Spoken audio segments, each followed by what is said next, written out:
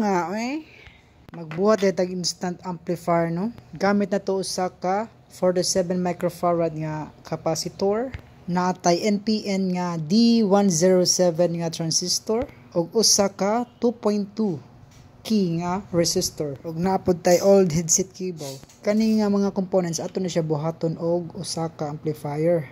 Kani atong transistor need ni siya ipapilit sa heatsink para ma-transfer ang high temperature nga ngadto sa aluminum heatsink ug malikayan ang pagguba sa atong transistor. Sa kaniday nga mga components no, buhat na ta og amplifier.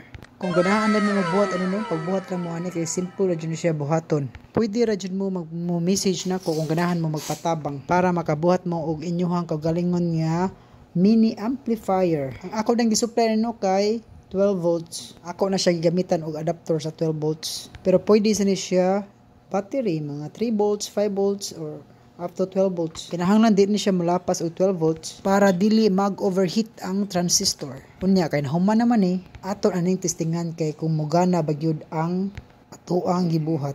Let's sound check. So I gotta get through it, and the only thing I know is to love what I'm doing. Never give up, never slow, till I finally got my best to move along. Push myself to be the best, die with no regrets. To give up, never slow, till I finally. Okay, guys, you working kaya itong gibuhat. I just wanna keep moving.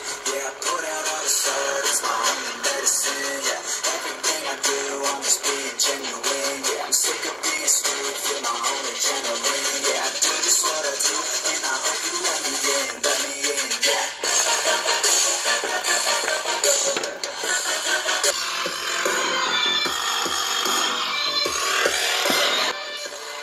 Onya, maorat to, bye-bye.